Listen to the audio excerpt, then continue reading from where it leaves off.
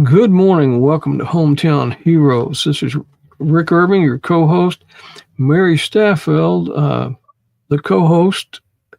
My co host is not with us this morning, and we've had a little technical difficulty, so we've got audio, but this is Eddie Beesley. And Eddie's got a remarkable story. As you can see, United States Marine Corps. Uh, uh, a United States Marine, a veteran of the Vietnam War. And Eddie's got some stories that are just remarkable of his time in Vietnam, things that happened to him, and then how he turned tragedy into a mission in life. So, Eddie, welcome to Hometown Heroes. Yes, sir. Happy to be here. Well, I'm happy to have you. You had your book. Lucky enough, you gave it to me a few years ago, and I read it, and I've read it about two times since then. And that's a remarkable book, and I'm anxious to hear your story today. Okay. Let's just get started with it. Okay, let's just take it from the beginning. Okay. I was born in a little place called New Yucca, Oklahoma. And of course, probably most of your audience have never heard of that, but that is in Okmulgee County, south and a little bit west of Tulsa, about 40 miles, something like that. Born to a farmer, Henry Beesley, and his wife, Esther. And the surprising thing here that we want to share at this part is that I am number 18 of 21 kids. So that's hard to believe in these days and times, but and of course our family is a very, very close family, and there are only 6 of us left at this point. We just lost a younger brother back in January, but we miss him, but we go on as we always do. With that many children at that time in our country, uh, I mean, you grew up pretty poor, didn't you? Well, as Dad always said, poorer than Job's turkey, whatever that means. But your mother had to work pretty hard, and your dad had to work pretty hard. And I'm sure that uh, you and your brothers and sisters, as you were coming up, you all had to pitch in. Well, that's the way it worked. We were farmers, and as I mentioned in the book, we were not technically sharecroppers, but there were a lot of years that we had to share a part of our crops with the landlord to pay the rent on the farm. So we've seen some tough times, but in all my life growing up, I never recall one evening, one night, going to bed hungry. We were always mother always had something, and I have a little story I like to tell about how mom was a culinary genius, and in the fall we would butcher a hog, so we'd have meat through the winter, and of course we'd smoke it and prepare it and put it in the smokehouse, and it would last us all winter long. Starting up into the spring, but then it started running really low, started running out of that meat. So Mom would sit all of those kids down around this big table, take one piece of bacon, walk around that table, let each kid suck on it a little bit just to get a little flavor off of that bacon. But she had to tie a string around it because those older kids, they like to swallow it. So she'd have to get it back for us younger kids. Well, as I mentioned, that's a story I like to tell. It's not true, but it'd really been awkward if it had been, right? It would have been. you have to laugh a little bit, Rick. That's the way we survived, and even in the bad times and in the really bad times, as a family, that's what we did. We laughed, we joked. Of course, I was one of the smaller ones, but some of the older ones played instruments. We would gather around, we'd sing. So those things, coupled with our faith, it helped us to grow up and feel good about life. It made those precious memories that money can't buy. Exactly. And that's a good thing because I've never had any money. If I win the lottery, there's not going to be a single poor person living around me. I'm going to move to a rich neighborhood. Another one of those jokes. Rick. I love it. And those things just pop up when I talk. So if we run into some of those, just flow with it, and we'll be all right. I'll do that. And when you've had enough, just cut me off. You're in charge of this, right? But when I was old enough to be in high school, I thought I was pretty good at basketball. And, I was one of those kids that the fans would always say, bless his heart. And you know what that means in Oklahoma? That means he ain't very good, but he sure does try hard, but I thought that basketball might be my chance to get off the farm, maybe to get a scholarship to go to college. And of course, very early on, I found out that's just not going to happen. And so I became very disillusioned with the way things were going in school, in life. And I thought, well, there has to be something better out there. I'm not feeling what's going on in my life. It's just not good. So one day, one of my buddies and I, we skipped school and we hitchhiked, caught a ride up to Tulsa. We were walking down the street and we came past the Marine Corps recruiting office. And you know how they do. They have all those pictures of those Marines in their dress blues in exotic places doing all these exciting things. Well, my brother, just older than me, had just recently joined the Air Force. And I started talking to him a little bit about that. And he said, do not join the Air Force. What he meant is do not join the military.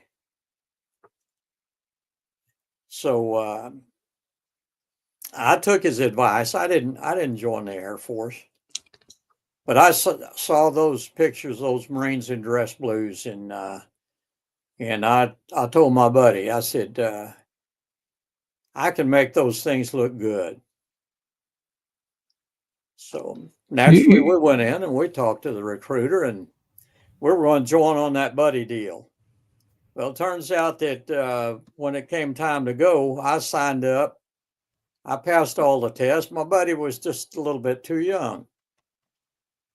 But 2 weeks, I was on the Continental Trailways bus from Tulsa to Oklahoma City to swear in to the Marine Corps, and then on the plane to San Diego, California. And your dad had to sign for you, didn't he? Well, he did, because I was only 17 years old. And of course, Dad was a hard man. He was a good man, but he was hard because he lost his father when he was like in the 4th grade. He had to quit school, and somehow he obtained a set of mules, and he hired himself out to plow fields and things like that to support his family. So he had worked since he was a child very hard. So we preferred to talk to Mom and let her soften things up when we needed something. So I went to Mom and I said, Mom, I've decided I'm going to join the Marine Corps. And of course, she had already had 2 sons in World War II. One son in Korea. And now here I am wanting to join the Marine Corps. And well, that kind of touched her heart, because she had already paid a lot for our country. And she felt like that was enough for now. So I said, well, if you're not going to do it, I guess I'll have to ask Dad. I asked Dad, and of course he was very susceptible to that idea. He said, sure, I'll sign for you. I think it might do you some good. In other words, he didn't think I was going anywhere either. So he thought that might help me find some direction. But so he did sign for me. I joined the Marines, and it didn't take me long to get to sunny California. But you know what, Rick? What's that? All of my time in the Corps, I never could afford a set of those dress blues. So I went in and make $78 a month. I was just barely paying for my utilities and my work boots and all that kind of stuff, because they took that out of my pay until that was all paid for. So the dress blues, well, that dream faded. But they came much later, didn't they? They did. They did. From that time, about 33 years later.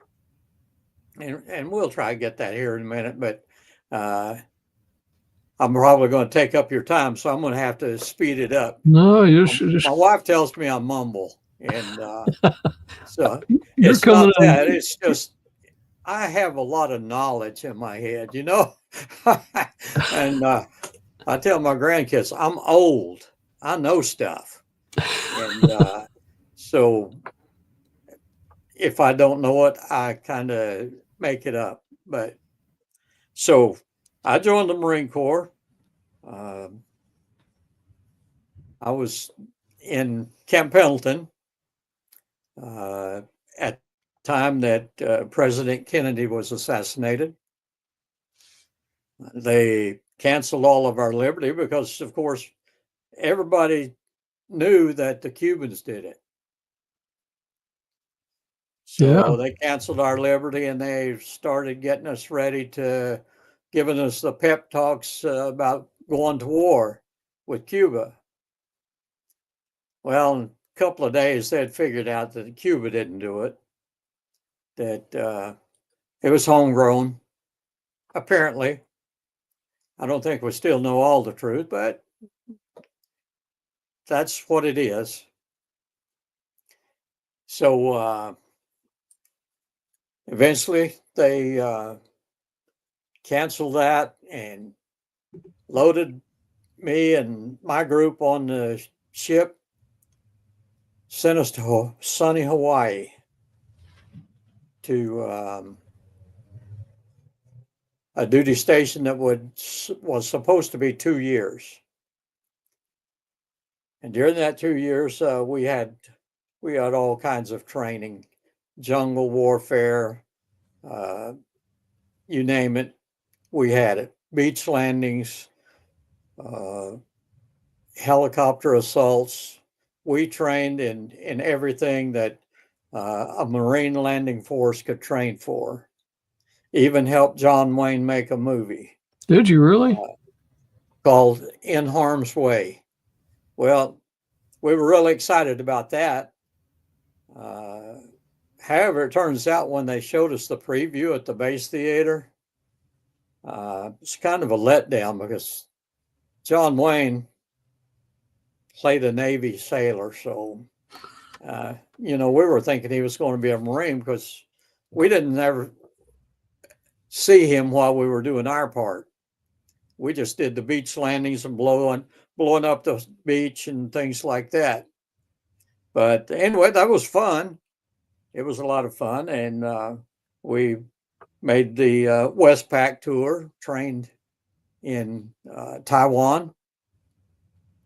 So when the Vietnam War began to heat up, President Johnson, he decided that he would introduce ground troops.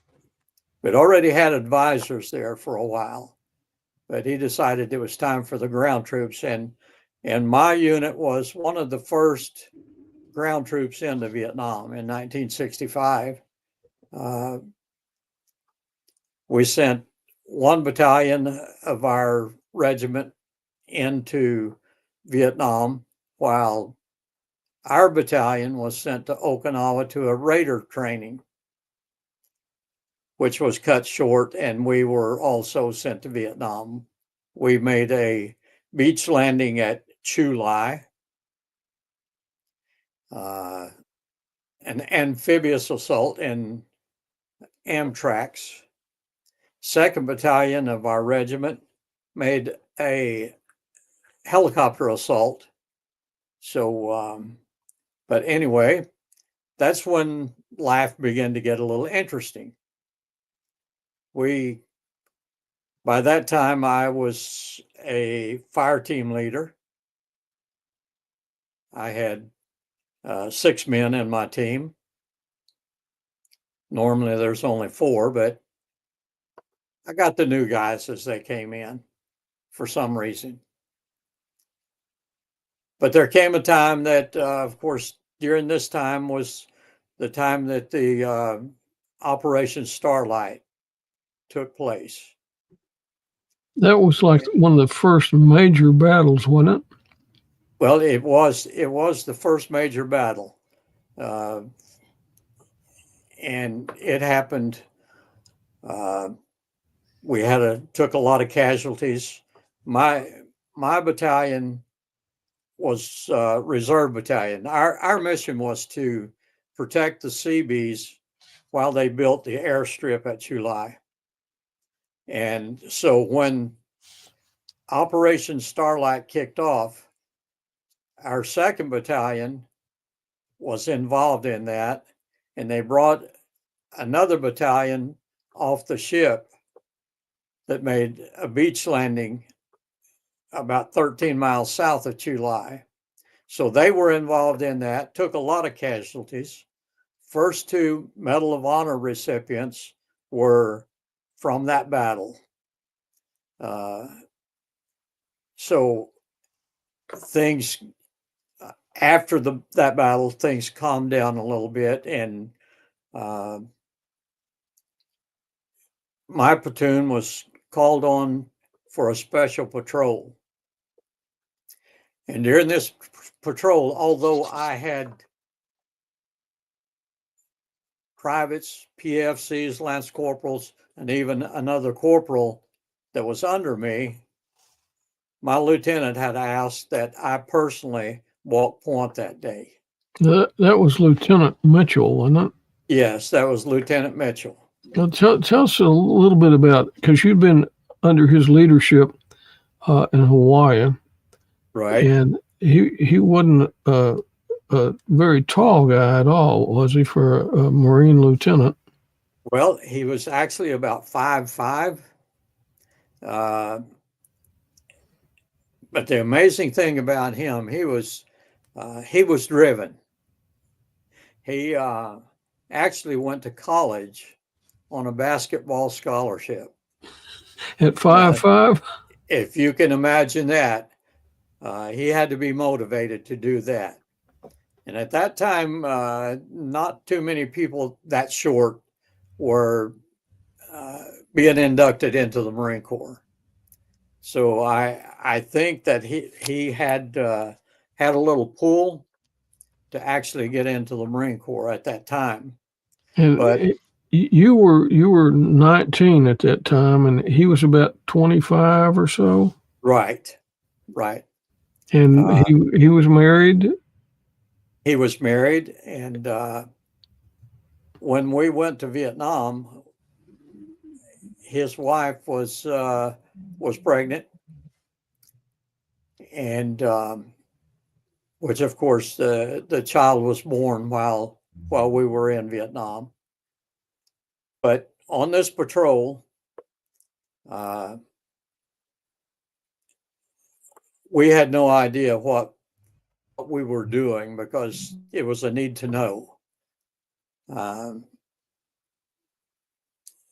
And we entered into a minefield, which I recognized, and I held the platoon up, called for the lieutenant to come up because we had not really got deep into it.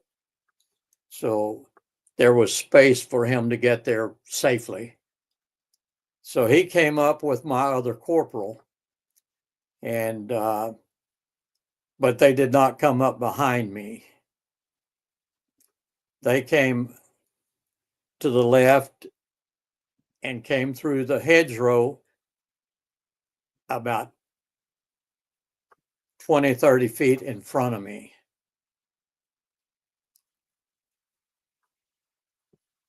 And Was that Corporal Duffy?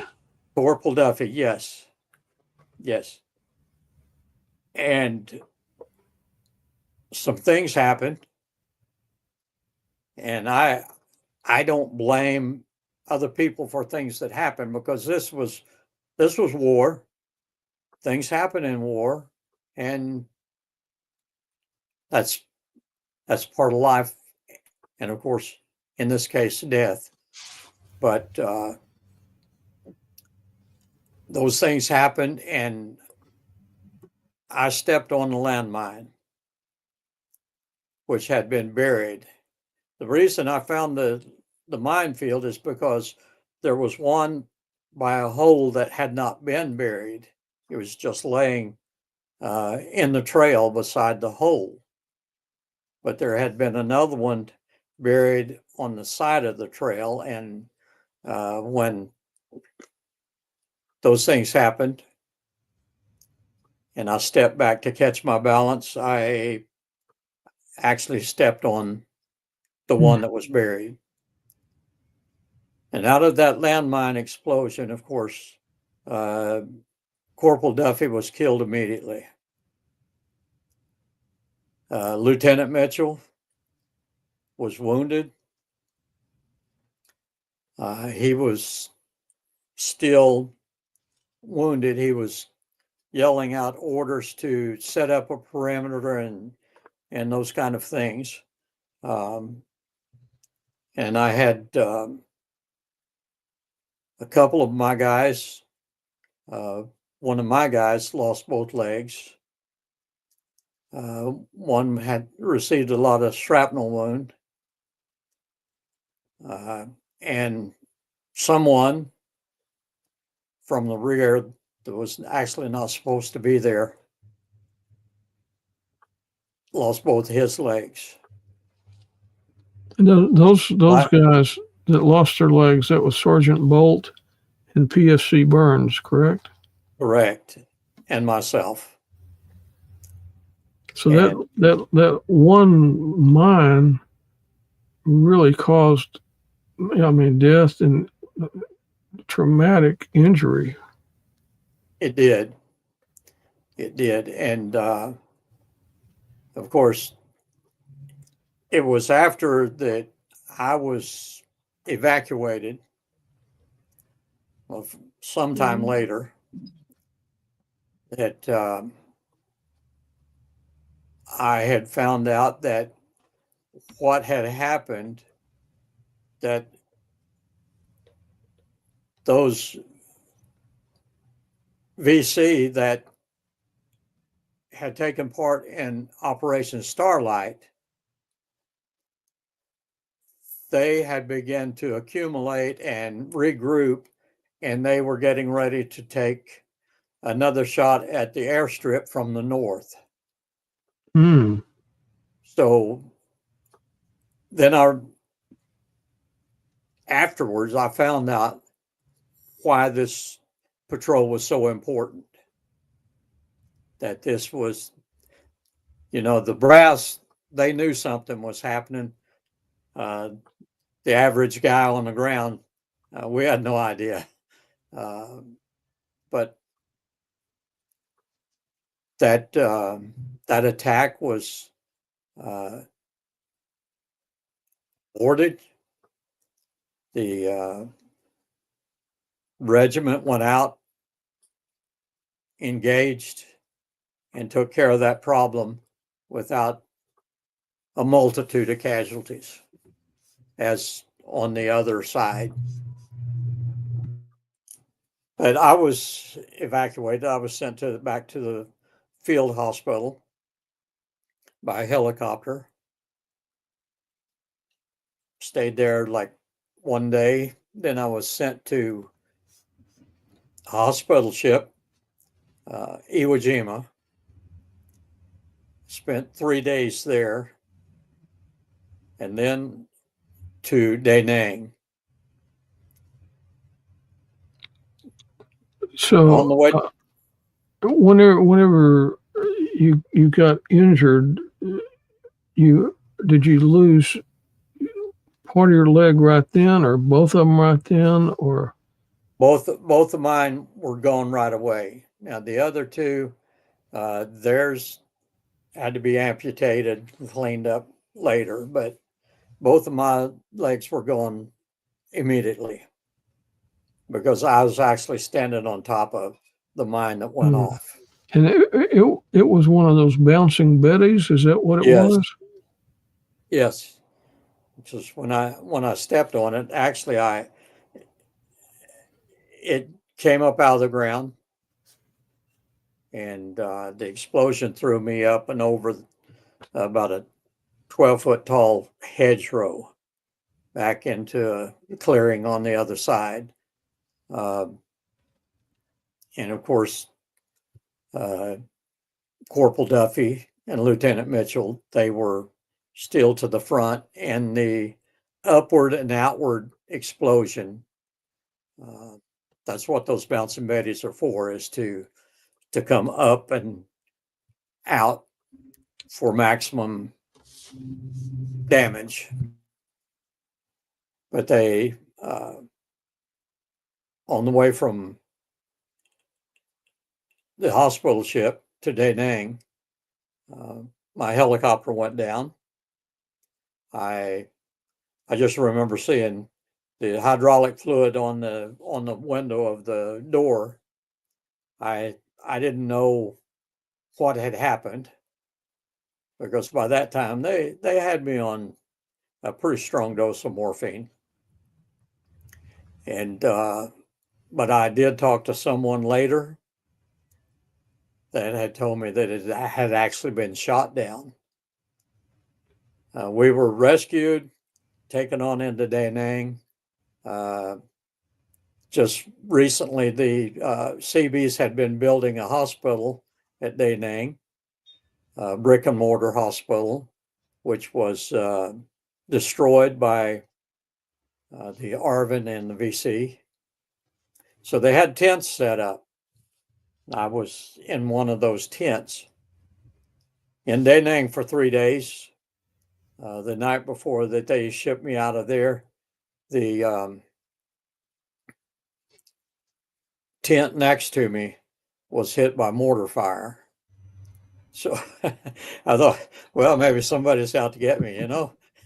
It seemed like that, didn't it?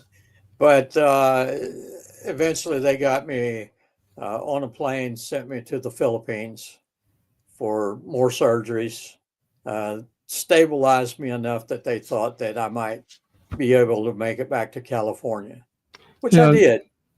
During that time, they sent some telegrams to your mother. Yes. To tell her, one, that you were hurt pretty bad, and then another one a little bit later that said, hey, we think he's going to make it. So there was some trying times for your family. Right. It was. And because, again, my mother, she had had some boys in war already, and there had been some injuries, not as severe as mine were, but those feelings had to raise their ugly heads when she heard that I was injured, and I think the telegram said that the situation was grave. I believe is what they said. So that would be scary for your family. But after about 3 weeks, I was able to talk to my brother on the phone. And so he sent the message that maybe I was going to make it then. But they did get me back to California. Spent about 8.5 months in California in rehab at the Oakland Navy Hospital. Was it at Oak Knoll? Is it? Oak Knoll was the name of it. Yes. Okay. And whenever you came there, going to that, there were protesters stationed along the way, weren't there? Right. They brought us from the airport, and they took us right down through Berkeley and down past that area. And of course, I don't know how the protesters knew that we were coming in, but they had information. They were all prepared. They were set up along the highways, across the overpasses. They were prepared with their bags of urine, eggs, feces, all that kind of stuff that they were throwing at our bus as they hauled us past. And of course, I was strapped down. They had my arms strapped down so I could not move. But you could see all the stuff hitting the bus and the windows and things. But we eventually made our way to Oak Knoll, and that became home for a long time. And everything began to look up. I began to get the healing started, and little by little, I was able to even get up, get in a wheelchair. Later on, they made prosthesis for me. And where you were in a ward with other amputees, correct? Right. It's kind of open bay. I think there were about 42 beds in that ward. and it was an amputee ward. We had a couple of guys that were not amputees, but that were in bad shape that they had keeping there. We had one of our colonels from Vietnam had lost one leg, and of course he got a room by himself in that ward, but so which he should have. He was a nice guy. Was Sergeant Bolt and PFC Burns with you there? Yes, they were both there with me, and but after the healing began and they began to try and teach me to walk with the prosthesis, no one there knew what to tell me, how to teach me. So I ended up being their guinea pig because I was one of the very first severely disabled back to Oak Knoll because, of course, I was there early in '65 in the beginning. But things worked out and we began to make some progress. And eventually the Marine Corps liaison officer came through and he said, it's about time for you to go home.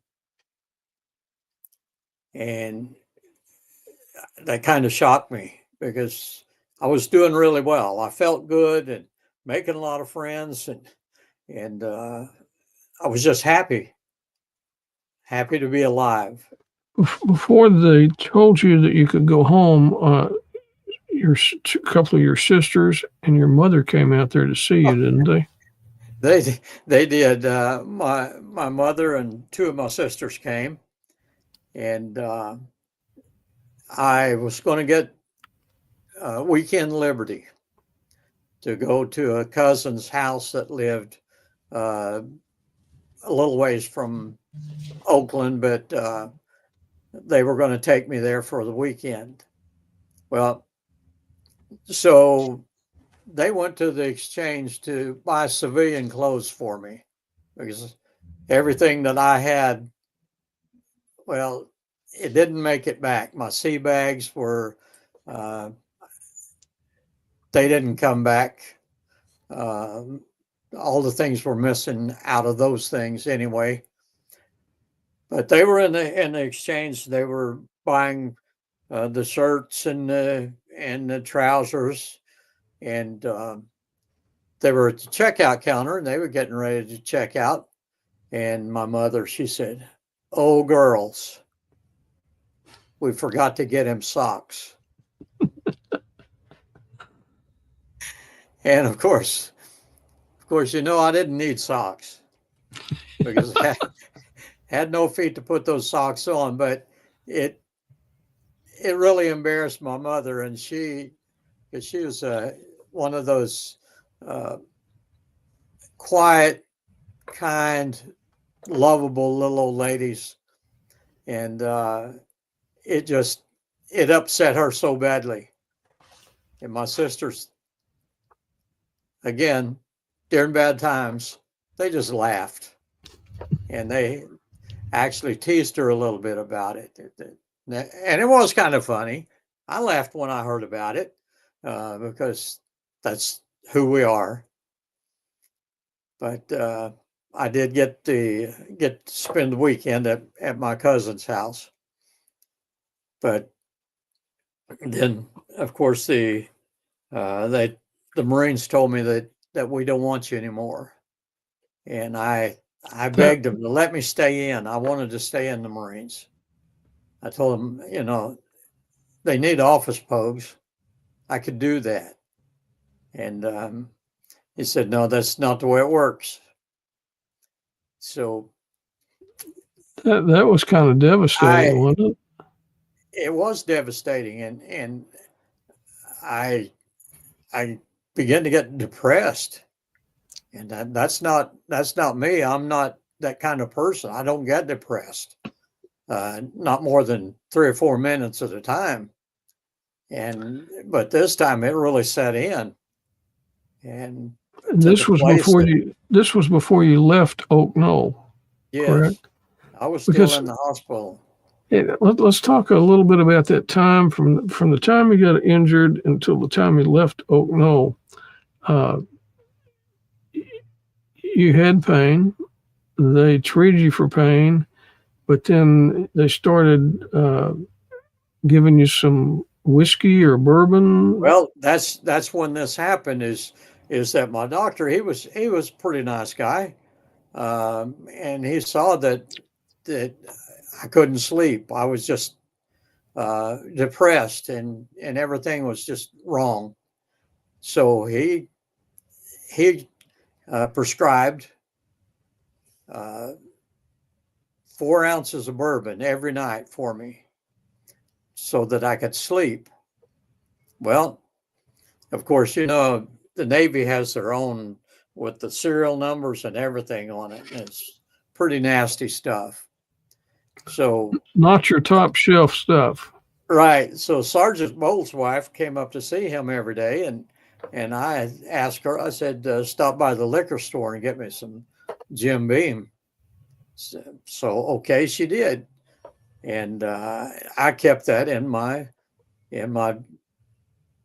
bedside table, and not only did I use it at night, I used it during the day.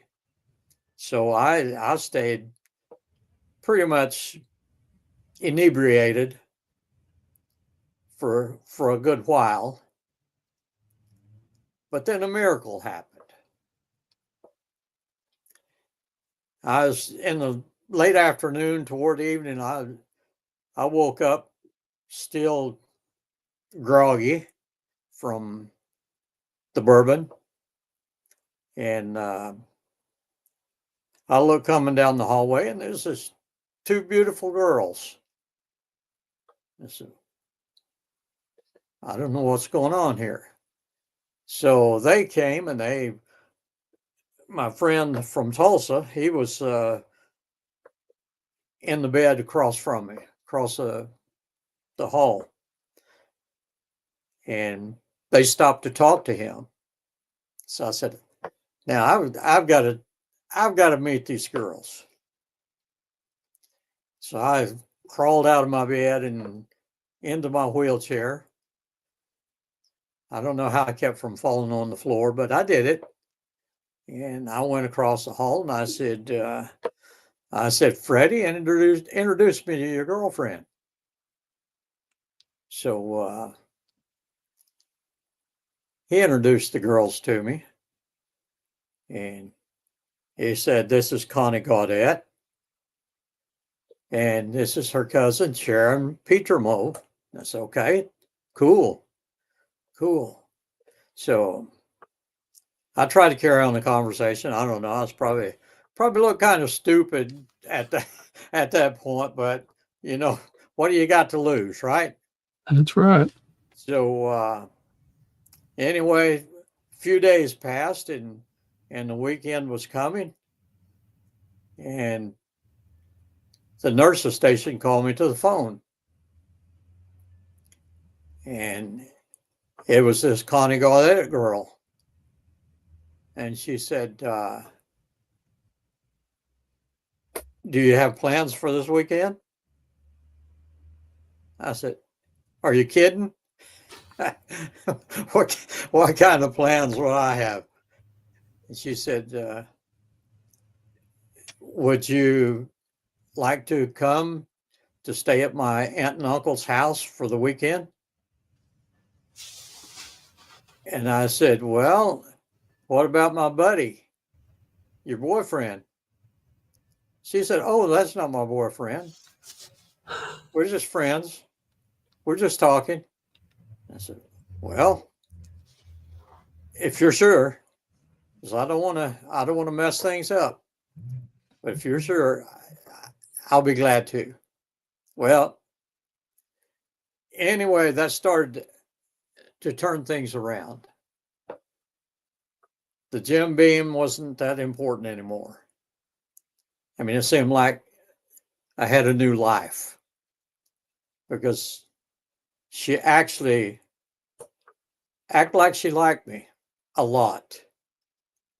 And I guess she did, because 6 months later we were married. And that started a whole new thing. We fostered a couple of boys from the Baptist home. Then we adopted a boy and a girl, and our little family started growing. Did you moved back to Oklahoma, correct? Oh, no, I came back to Oklahoma from the hospital, and she came and joined me, I guess about 2 weeks afterwards. So she came back to Oklahoma, and we decided we would get married, of course. So I went to Dad, and I said, because now I'm still only 20 years old, and in Oklahoma you had to be 21 for a man to get married.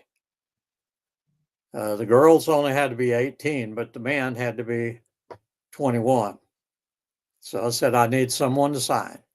So I went to Dad and I said, Dad, Connie and I, we want to get married, but I would like for you to sign for me. And he said, nope. I said, whoa, what?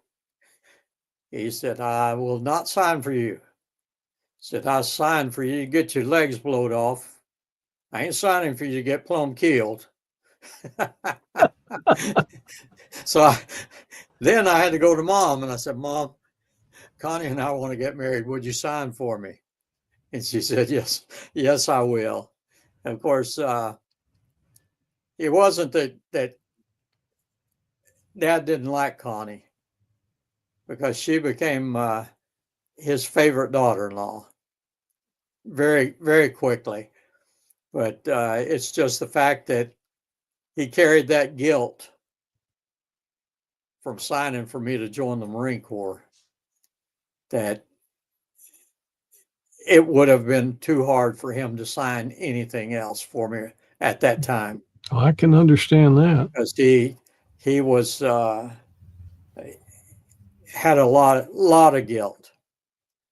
But anyway, But I'm with you on that signing part, because I got married right after I turned, well, I think I just was going to turn 19, and I had to get my mother to sign for me. But I guess in both our cases, our mama signed for us, and we just passed 53 years, and I know you're probably pushing 58, 59 years, aren't you?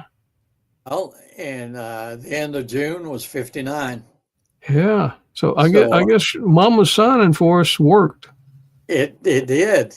I know she prayed for us a lot. It took a lot of that, but everything seems to be working out. I think we may make it now. But a lot of things happened. We both eventually ended up finishing college.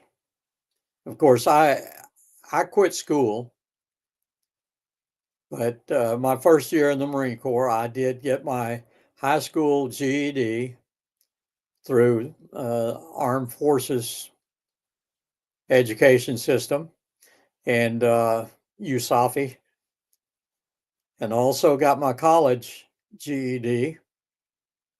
And then I went to college after I returned, Bachelor of Science in Elementary Education, went on and did some graduate work, but then I started a business. There was a great need for, well, when I bought my first car, I had to find someone to help me hand make a set of hand controls so I could drive it. So together we built those hand controls for that car. Then after college, there was such a great need for that kind of thing that I decided to start a business doing that. We installed the wheelchair lifts and the vehicles, the hand controls, all the driving, transportation equipment. And we did that for almost 20 years. At the same time, we pastored small churches where we were at, and things went along pretty smooth until came retirement. So because I was working too hard, the doctor said. So he talked me into retiring, and then the PTSD kicked in. Before, when I had the business, if things bothered me, I would work. And there were a few times that I worked 3 or 4 days in a row without coming home. So I dealt with it that way. But after retirement, I no longer had that outlet. But along with the PSTD, you also had some survivor's guilt along the way too, didn't you? Yes, I did. Yes, I did. Because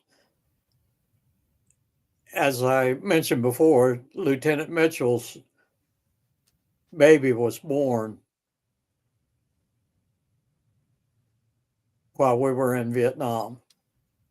Never got to see her. And he never got to see her. She was 6 weeks old when he died. So, and we still had 2 or 3 months left in country before we would be sent back to States. So that did bear on me a lot, and I felt like I should contact his widow, and I tried to once, and I wasn't strong enough. I couldn't do it. So, Because did you have a fear of her being extremely upset and blaming you? Is that part of what you were thinking? I thought that too, but more than that, I was point man. And although some things happened that was not in my control,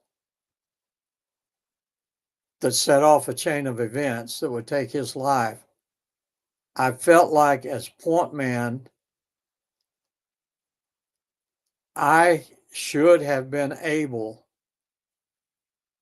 to stop that chain of events from happening in the first place. I felt like it was my fault. I was trained. I knew my job. I knew how to do this. And yet it happened. And that was the big part right there. And now this baby's going to grow up without a daddy. And by that time, I had grown to feel like Lieutenant Mitchell was maybe like an older brother to me. Because at night, when we were on watch, he would come around, he'd sit down, he would talk with us, ask us about our future, our plans, what we were going to do after the Marine Corps.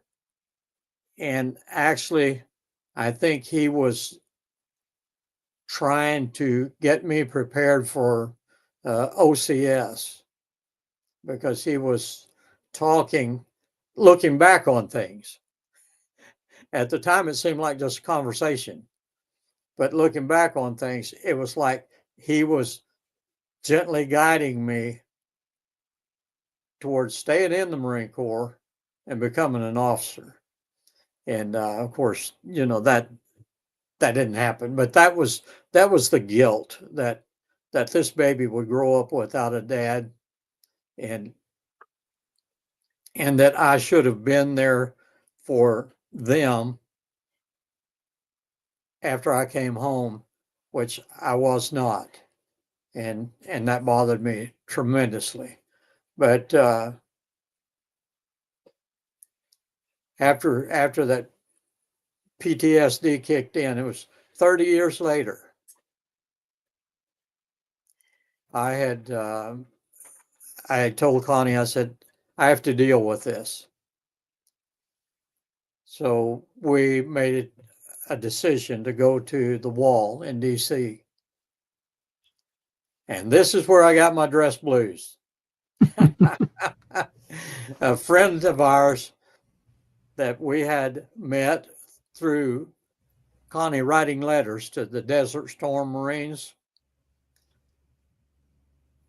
We had met this one Marine's wife, and we had been a part of the family support system. So we didn't know this Marine, but when he came home, we met him and we became very good friends.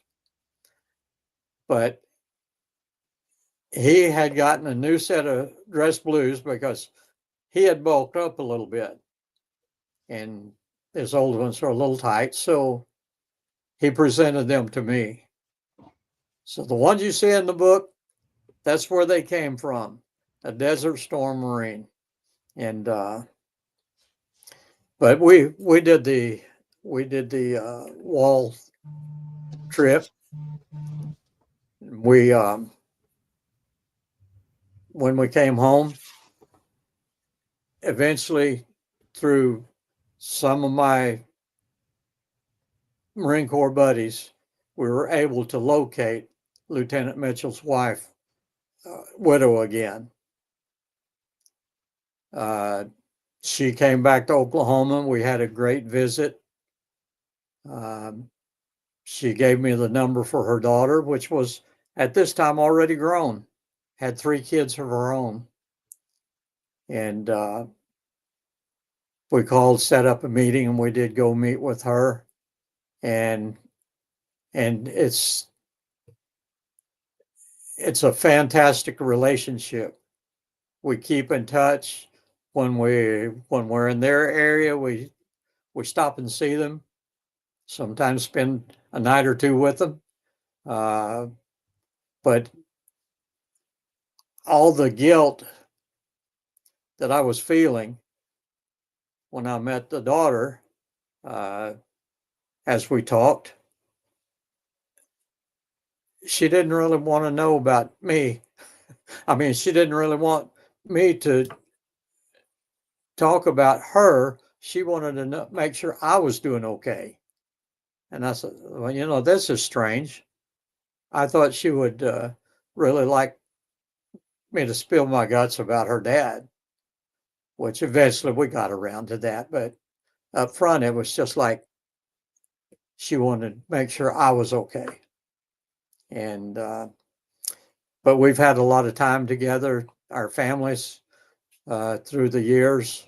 She came and spent that first Thanksgiving with us at our home.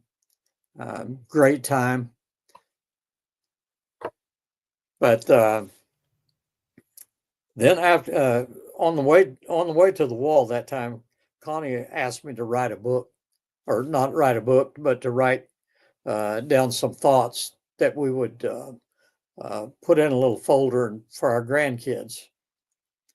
Because her dad was 26 and a half years in the Navy, and they really knew nothing except that he had been in World War II, Korea, and did evacs into Vietnam from Okinawa. So she wanted our grandkids to know about me. So I started trying to write and didn't finish it until years later. So after 9/11,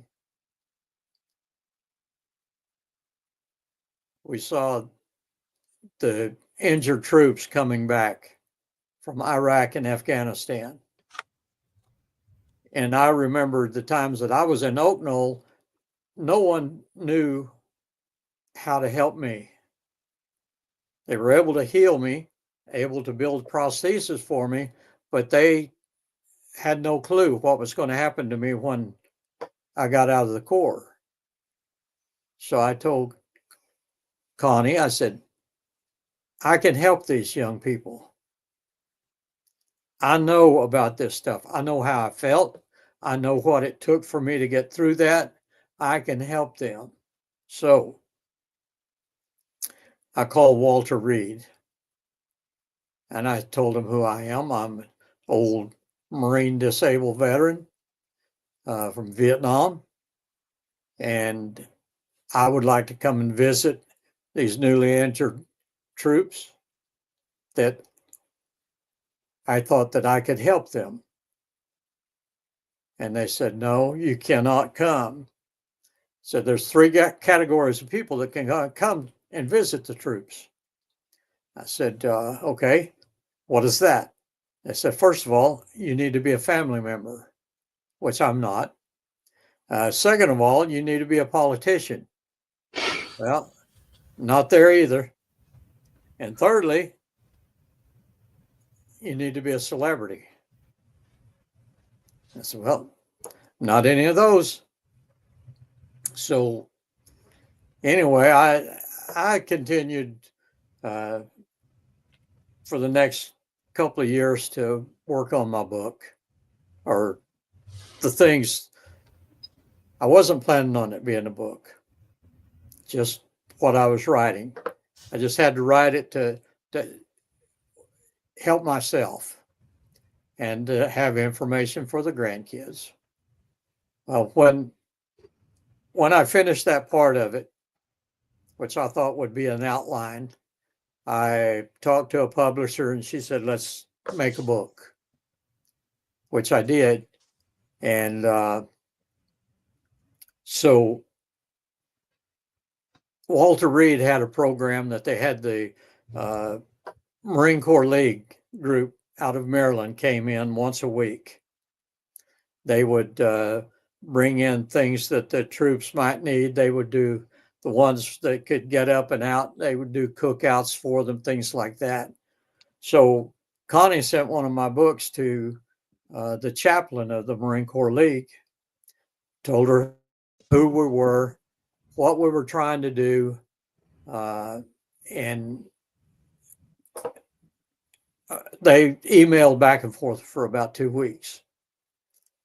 Then came the email, said, pack your bags. We're bringing you to DC. So on that trip, we went to Walter Reed. And it was something I can't explain except that it was a God thing. We went in and I spoke to a group in the ambulatory group, people that could get up and in chairs and crutches and things like that in the occupational therapy area. And I spoke with them for a while. And then after I finished that, the chaplain said, we have a young Marine back in his room that he will not listen to the doctors. He will not take his meds. He will not eat.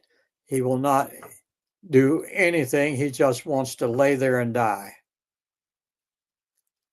And it turns out that this young Marine was a corporal, had lost both legs above the knees, just like me. He said, could you come back and talk to him? And then it hit me. What can I say to this kid that is going to help him if he's this far depressed? I said, but I will. That's what I'm here for. So as we walked back toward the room, there was a lady sitting in the hallway, and she was crying. And we found out that this was this young Marine's mother. And she went through the story again. He will not get out of bed. He will not do therapy. He will not take his meds. all those things. Said he just wants to lay there and die. And of course, Connie, she's pretty good at taking care of things like that. So she gave her hugs and a lot of love and assured her that things were going to be okay. But we went on back to the room, and when we entered the room, I could tell he really didn't want me there. But he was a Marine, I'm a Marine. That respect was still there. And I came in, and without knowing what to say, I just followed my gut. And eventually, after I explained who I am and what happened to me and those kind of things, eventually I got to the point about what's going to happen when you get out of this hospital. And I said, has anyone told you that you will be able to drive your own car and that you will be independent to come and go by yourself? He said, no, no one has told me anything. And I said, okay, I can help you with that. I did that for 20 years. Those things you can do. I said, has anyone told you about wheelchair sports? He said, no. It's okay. I can help you with that. So there began to be things that I had gone through already that I could explain to him, that he could, and you could see that a little sparkle in his eyes, but that was about it. So we left the room and we went on around and did some other things. And then they said, we want to show you our physical therapy room. Said, we have the neatest toys. I said, I'd love to see that. Our therapy had nothing. You know, but so we went down and we walked into the therapy room, and out of the corner of my eye, I caught someone over working out with weights. And I took a double take, and I wasn't sure. So I asked Connie, I said, isn't that the Marine we were just talking to? And she said, yes, it is. And I said, wow, this is way bigger than us. This is a God thing.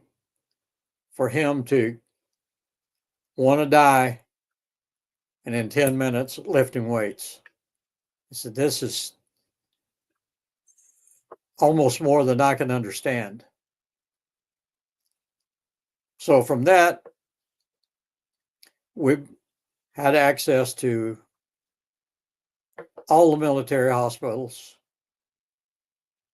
most of the VA hospitals, and we started a little nonprofit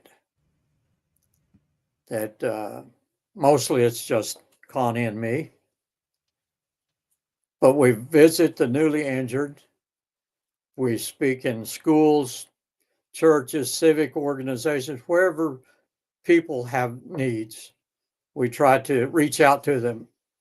And we have a few people that make donations that help us to buy our books or have them reprinted, because we are self-published and we own all the rights to the books, so we can do what we want to with it.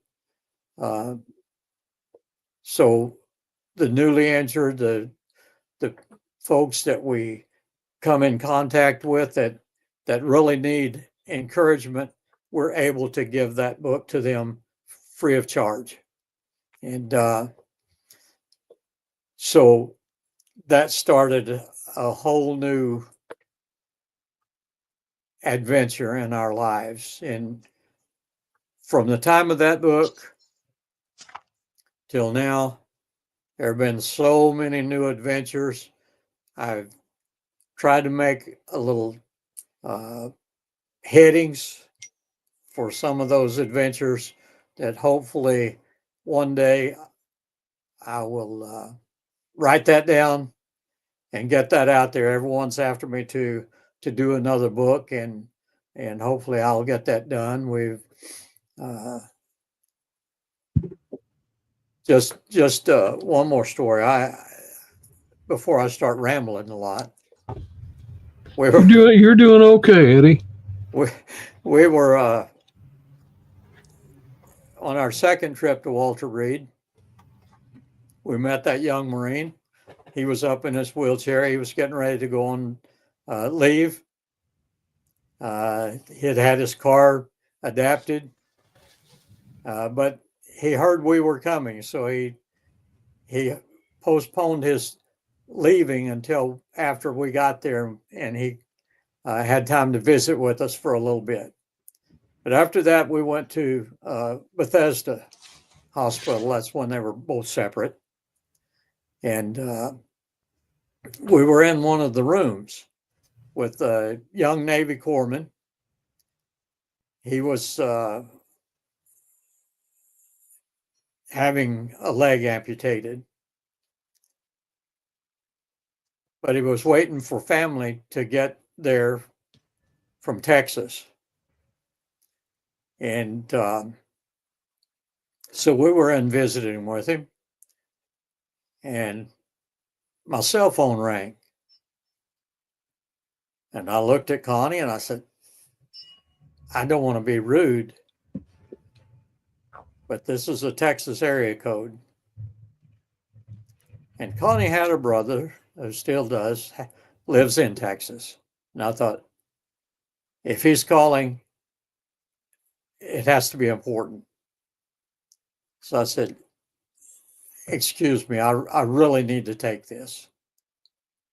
So I answered the phone, and the voice said, Eddie? I said, yes. He said, this is Ross Perot in Dallas, Texas. I said, okay. What are you going to say to Dallas, to Ross Perot? You know? Yes, sir. I've never met the guy, you know, but here he is calling me on my cell phone. And he said, is Connie there? And I said, yes, sir, she is. He said, can I talk to her?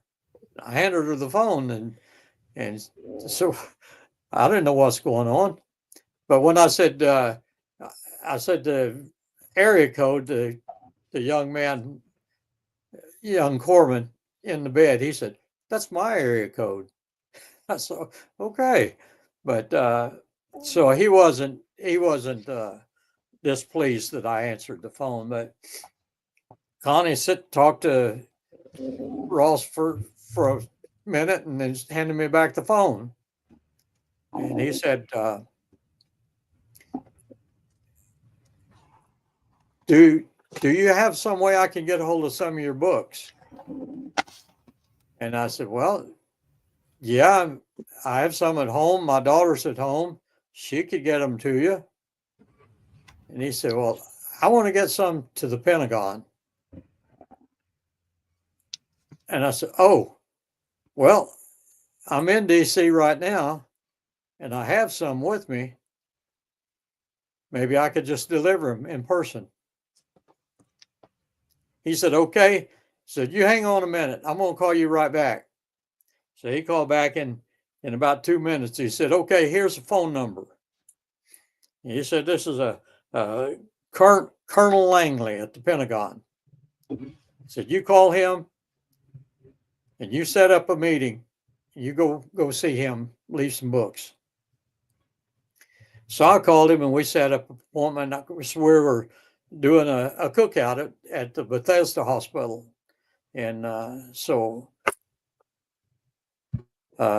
when he called back, he told me, and so I set up an appointment for the next morning at 9 o'clock. In about 5 minutes, Ross called back and he said, Eddie? I said, yes, sir. He said, are you on your way? I said, I said, no, I set up an appointment I didn't know how the Pentagon worked. I set up an appointment for tomorrow morning. He said, okay. He said, okay, well, you call me when you get there. So the next morning we went up there, and of course, that Pentagon is such a massive place.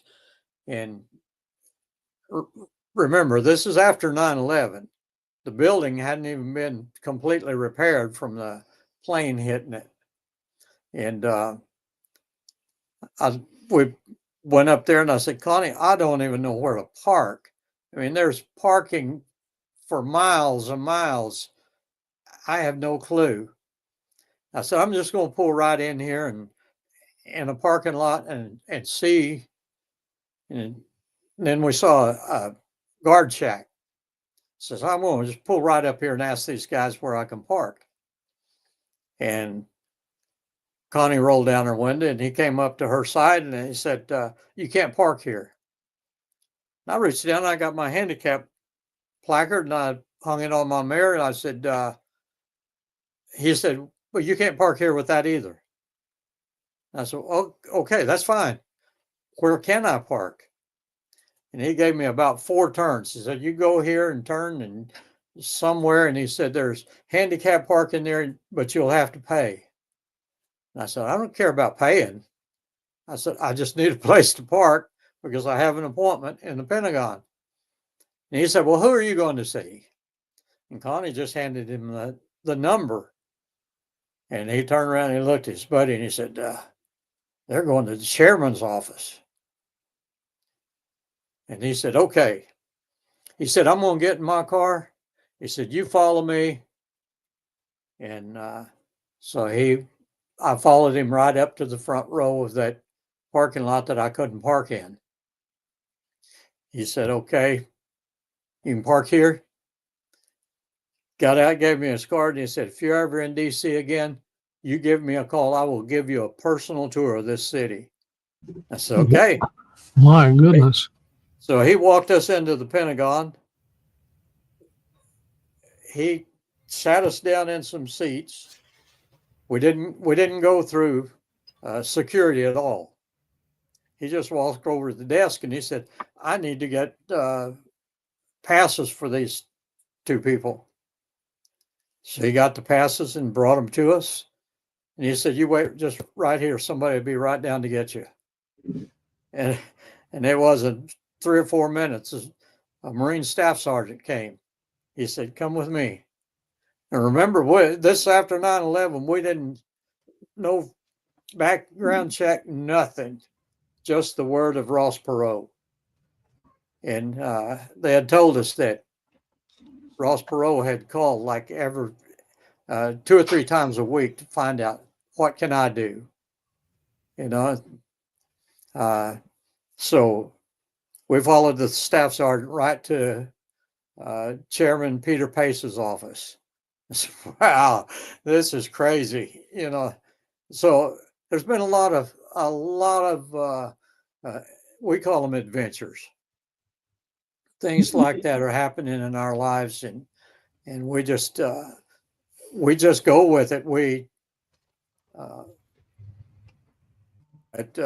did get to meet Ross Perot. We went to his office, and no one else was really there. It was just him by himself.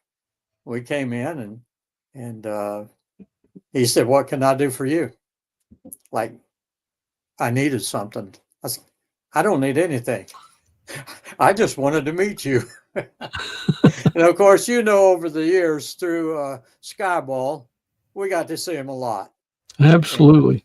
And he was an absolute angel of a man. I tell you, and his family and his son, they're still taking care of our veterans, our military, our first responders.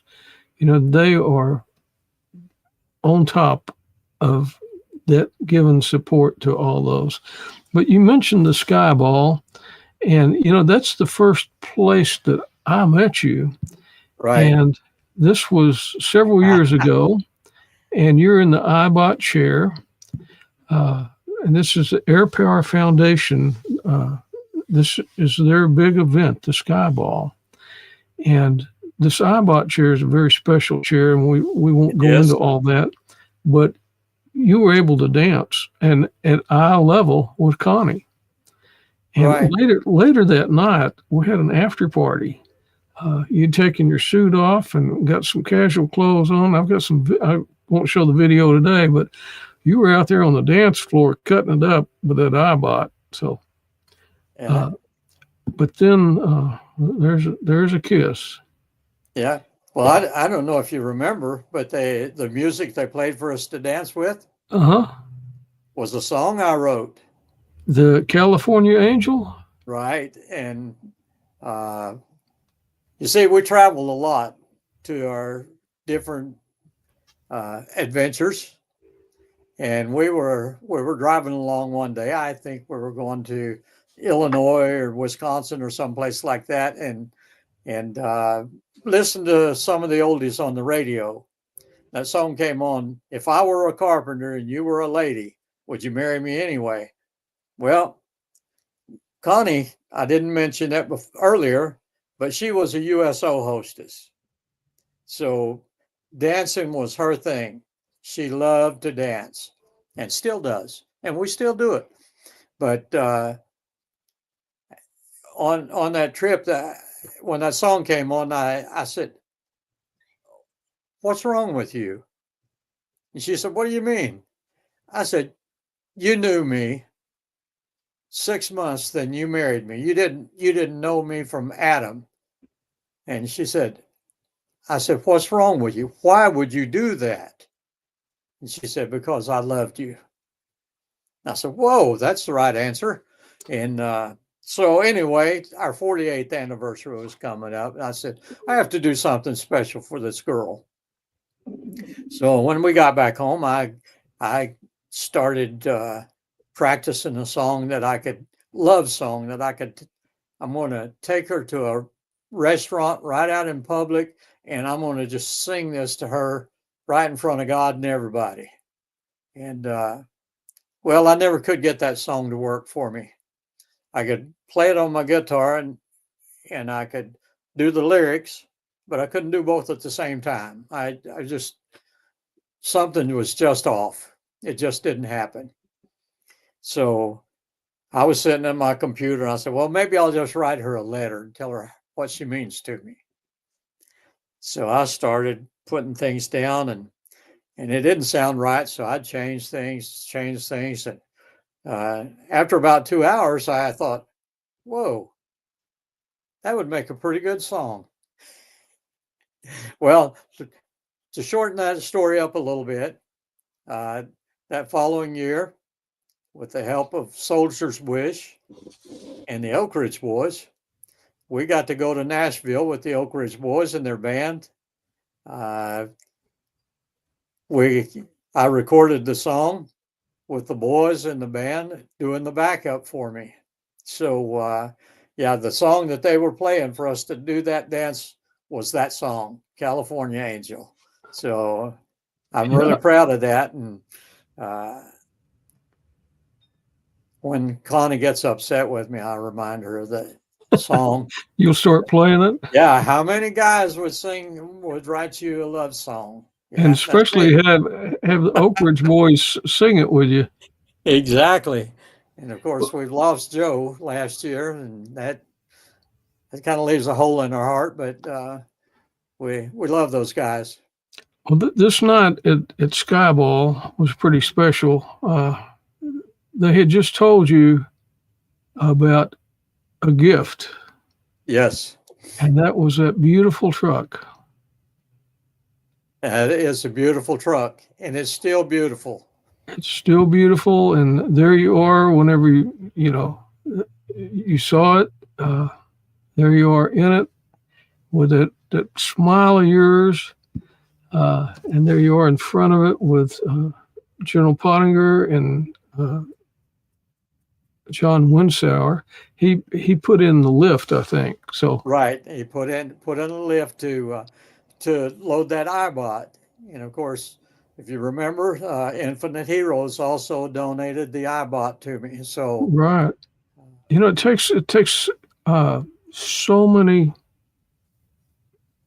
people, so many donors, so many different nonprofits to do things like this because I think Gulf States Toyota with some help right, from Jody McCord were able to give you the truck, and John Winsauer put the lift in there, and the Air Power Foundation put a big bow around it and made that a special presentation for you.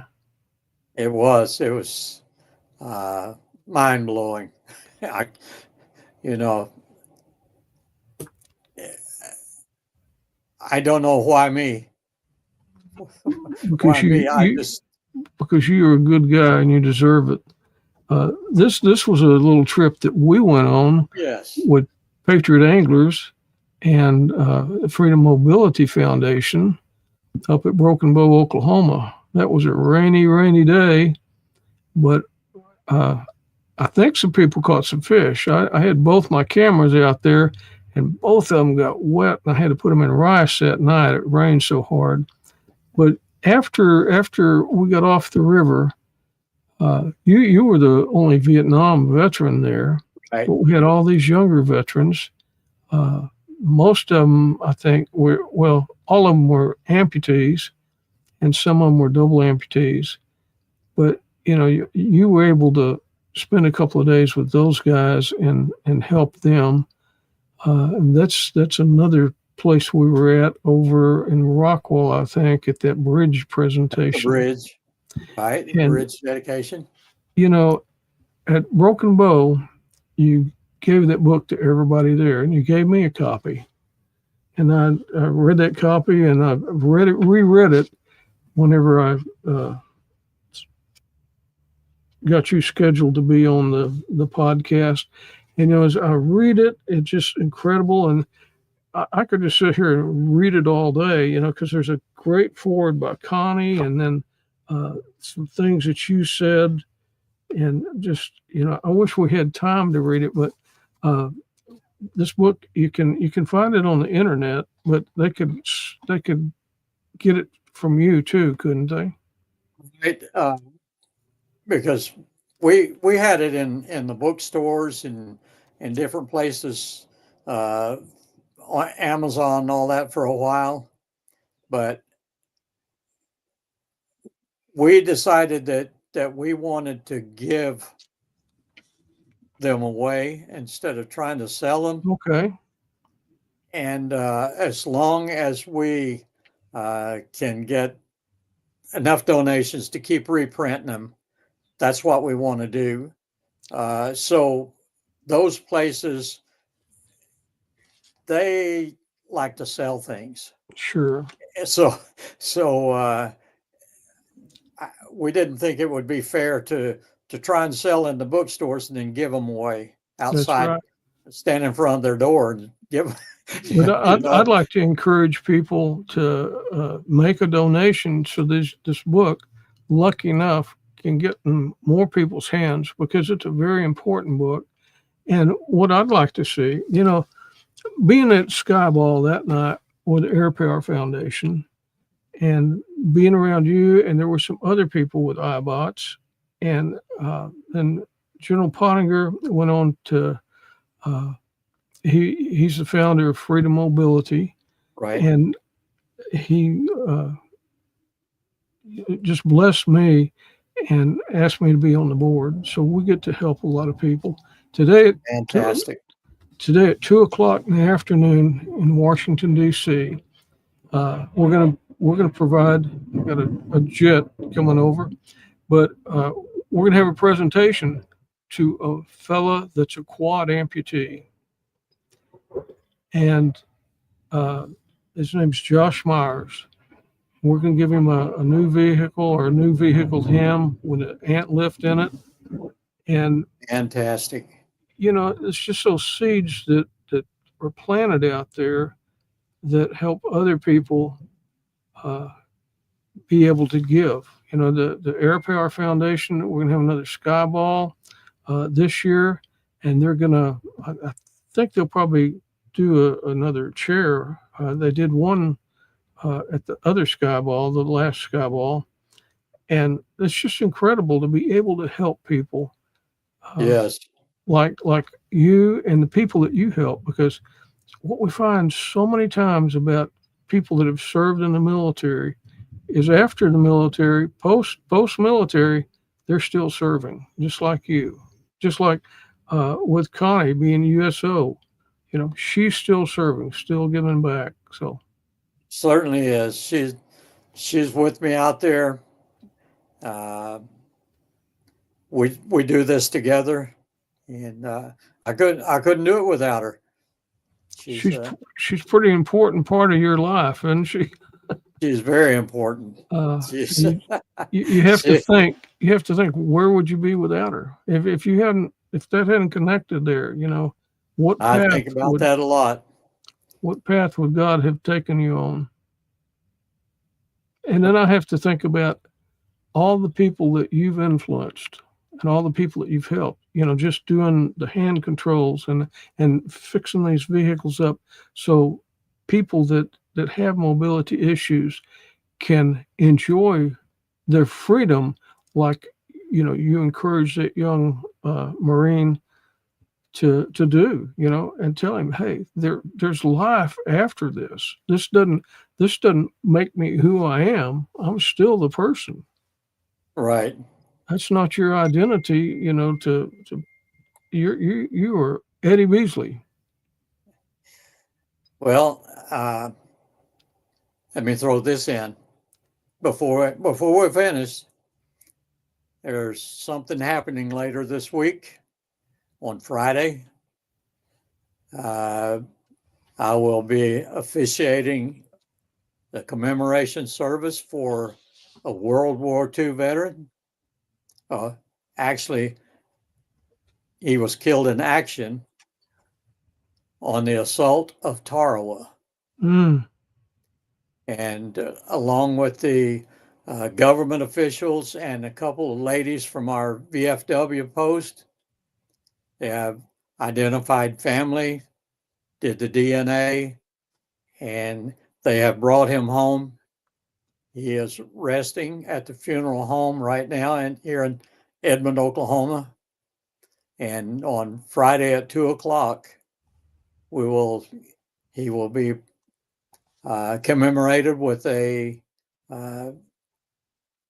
full military salute and buried at our local cemetery. And that's it's just some of the things that God has blessed us that we get to do, get to participate in. It's not about us, but we get to take part of it. And that who would have ever thought that we would still be getting those folks home, finally laying them to That many rest. years later. And who would have thought? You certainly wouldn't, when you were laying there in the jungle after that mine exploded, that your life would have taken you on this journey to be able to officiate for that World War II veteran, or that World War II killed in action. You've come a long way, Eddie. Yeah, and I don't know. I'm excited about what happens next. We have a lot of things already on our schedule, and we already started to get some things for next year, and we're just following where we're led. So, in service, that's what we do.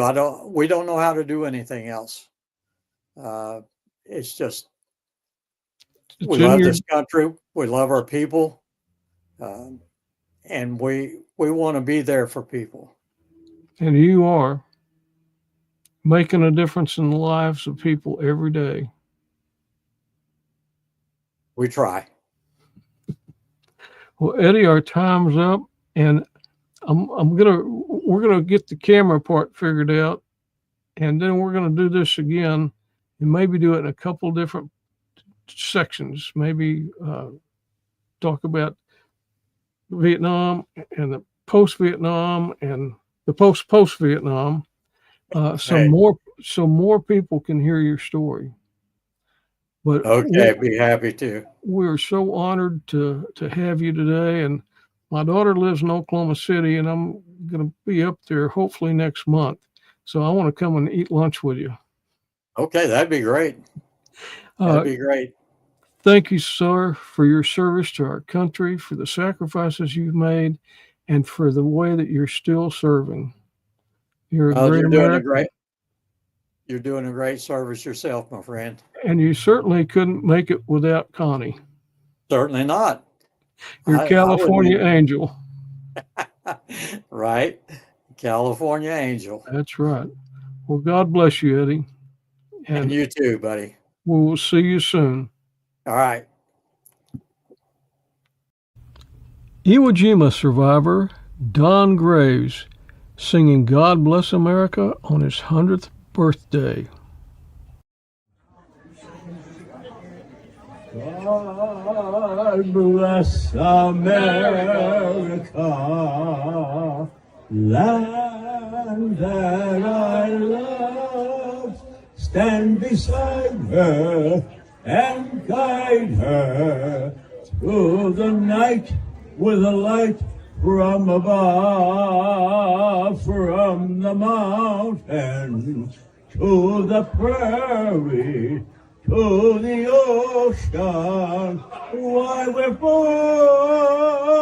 God bless America, my home sweet home. God bless America, our home sweet home.